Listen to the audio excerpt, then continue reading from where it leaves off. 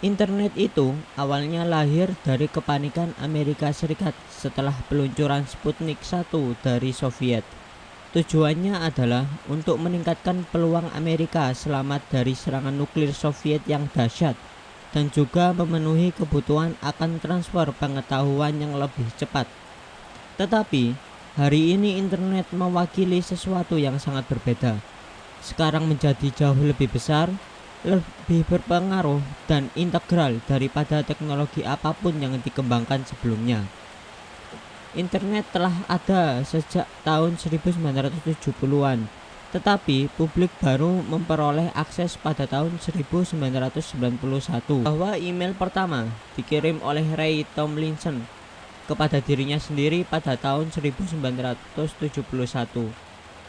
adalah kutipan ketika dalam sebuah wawancara.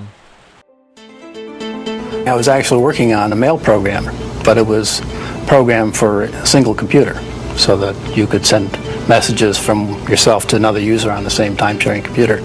And I had written a couple of programs to transfer files, and it occurred to me that since the mailbox that I was sending these messages to was nothing more than a file, I could send that file across the network instead of keeping it within the same machine. And so I put two programs together, modified the code a little bit, and the first email program was created. Ironisnya, apa yang akan menjadi salah satu aplikasi paling populer di internet adalah program yang ditulis oleh Tomlinson. Pada waktunya sendiri, sepertinya hal menarik untuk dilakukan dengan komputer di jaringan. Dan jadi, dia baru saja melakukannya. Situs web online pertama pada akhir 1990, pada saat Tim Berners-Lee bekerja di laboratorium CERN, dia ingin membuat internet lebih mudah digunakan pada saat membutuhkan dan harus menjadi ahli penitah komputer hanya untuk bekerja di bidang internet. Dan dia ingin terhubung informasi bersama-sama. Well, it was in 1989 and the internet already existed and that you could send email, but there was no websites, so there was no HTTP, there was no HTML, there was no space of things you could click through. And it began because I was frustrated it didn't exist. I imagined a system where you could just click from one to the other, and that was so compelling that I decided that I wanted to build it. And on the 20th of Dan pada tanggal 20 Desember 1990, halaman web pertama dipasang. Dan Anda melihatnya sekarang untuk pertama kalinya internet berada dalam jangkauan rata-rata orang yang dapat digunakan oleh semua orang. Sekarang halaman web pertama hanyalah sedikit panduan tentang apa itu web di seluruh dunia dan bagaimana menggunakannya. Halaman asli tidak ada lagi, tetapi salinan selanjutnya dari tahun 1992 dapat ditemukan di halaman web ini. Inilah fakta yang menyenangkan karena ternyata web di seluruh dunia dibangun di komputer berikutnya. Jadi, apa gambar pertama yang diunggah di web? Lagi-lagi, Tim Berners-Lee, dan kali ini untuk sedikit bersenang-senang di tahun 1990. Beberapa rekan kerja tim di CERN membentuk band parodi. Suatu hari di tahun 1992, tim meminta untuk memindai foto dan berkata bahwa dia ingin menerbitkannya. Bagaimana dengan mesin pencari pertama? Meskipun mesin pencari pertama internet telah ada untuk sementara waktu, bahkan sebelum www, mereka sangat terbatas sifatnya dan hanya berisi beberapa halaman mesin pencari browser web. Teks lengkap pertama seperti yang kita miliki saat ini adalah sesuatu bahwa Anda mungkin belum pernah mendengar tentang hal itu. Disebut web crawler yang diluncurkan kembali pada tahun 1994. Tidak sampai 3,5 tahun kemudian, ketika Google tiba, web crawler pada dasarnya memudar menjadi ketidakjelasan nasibnya. Ponsel pertama dengan internet. Telepon pertama dengan konektivitas internet adalah Nokia dan 9000 Communicator yang diluncurkan di Finlandia pada tahun 1996. Tetapi Sayangnya biaya sebenarnya untuk mengakses internet sangatlah tinggi, sehingga tidak dapat dipertahankan hingga tahun 1999. Selebritas internet pertama adalah Mahira Kalgari dari Turki. Siapapun yang berusia di bawah 25 tahun mungkin bertanya-tanya siapa pria ini.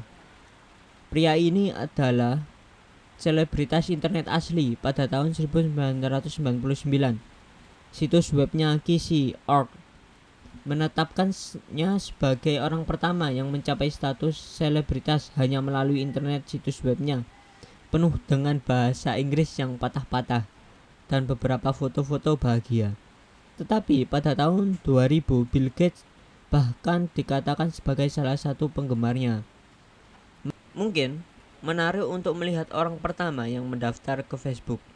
Jadi dia orang pertama yang sebenarnya di Facebook.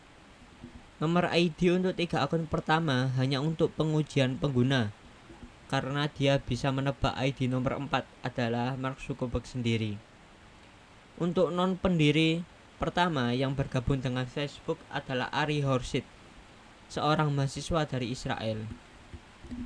Dan sekarang cukup hebat, dengan sekitar 2 miliar pengguna per bulannya. Cukup adil untuk mengatakan bahwa dia mulai sesuatu video YouTube pertama. Jadi saya pastikan kalian semua mungkin pernah melihat ini sebelumnya. Tapi video pertama yang diposting di YouTube adalah oleh Javed Krim di kebun binatang San Diego yang diunggah pada tanggal 23 April 2005 dan telah ditonton lebih dari 255 juta kali.